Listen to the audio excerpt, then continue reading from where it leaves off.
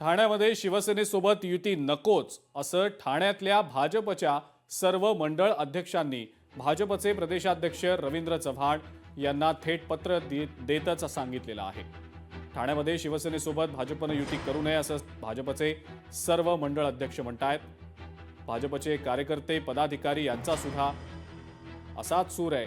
ठाणे पालिका निवडणुकीमध्ये शिंदेंची शिवसेना आणि भाजपच्या वरिष्ठ नेत्यांना जरी युती हवी असली तरी भाजपच्या कार्यकर्त्यांचा आणि पदाधिकाऱ्यांचा मात्र युती विरोधात सूर कायम असल्याचंच पाहायला मिळतंय।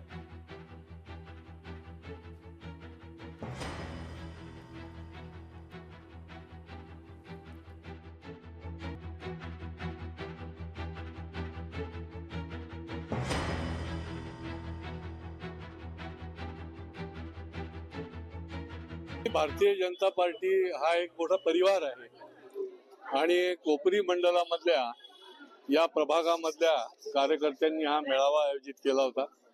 आमचं काम आहे की या मेळाव्याच्या माध्यमातून आमच्या कार्यकर्त्यांच्या ज्या भावना आहेत त्या ऐकून घेणे आणि त्यांच्याशी त्याच्या संबंधामधला संवाद आणि त्यांना मार्गदर्शन करणे। शेवटी पक्ष नेतृत्वाचा जो आदेश आहे तो शिरसावंद मानून तुम्ही काम करायला पाहिजे।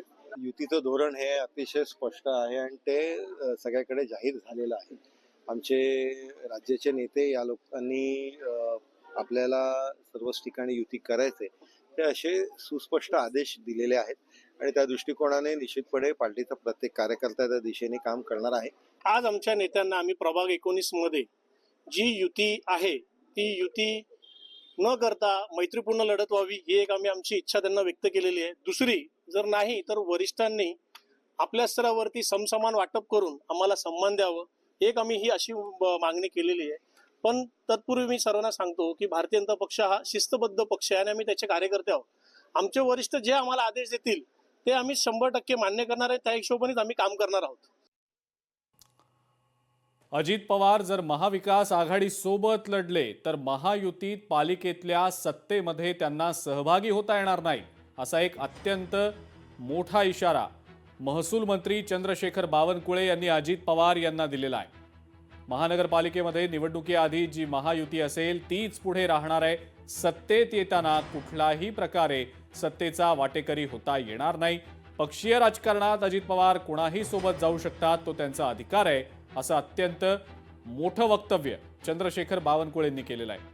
अजित पवारांनी त्यांच्या पक्षात काय करायचं, कोणासोबत जायचं हे त्यांनी ठरवावं, पण जर ते महाविकास आघाडीसोबत लढले तर पालिका निवडणुकीनंतर त्यांना महायुतीत पालिकेतल्या सत्तेमध्ये सहभागी होता येणार नाही इतकं स्पष्टपणे बावनकुळेंनी अजित पवारांच्या राष्ट्रवादीला इशारा देत सांगितलेला आहे। भाजपाने कोणाला घ्यावं, अजितदादांनी त्यांच्या पक्षामध्ये कुणाला त्या ठिकाणी सोबत घ्यावं, एकनाथ शिंदेजींनी कुणाला घ्यावं याचं पक्षीय राजकारण आहे।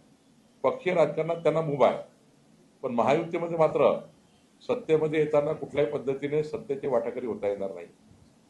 महायुतीच्या सरकारमध्ये सत्तेचे वाटाघाटी होता येणार नाही अशी भूमिका आहे। त्याने त्याच्या पक्षामध्ये काय काय करायचं त्यांनी करावं, कुणासोबत जायचं काय जायचं। राज्याच्या महायुतीमध्ये हे जे आमचे युती पूर्वीचे म्हणजे निवडणुकीपूर्वीची जी युती होती तीच त्या ठिकाणी कायम राहणार आहे। लोकशाही मराठी ऐका, पहा, जागरूक रहा।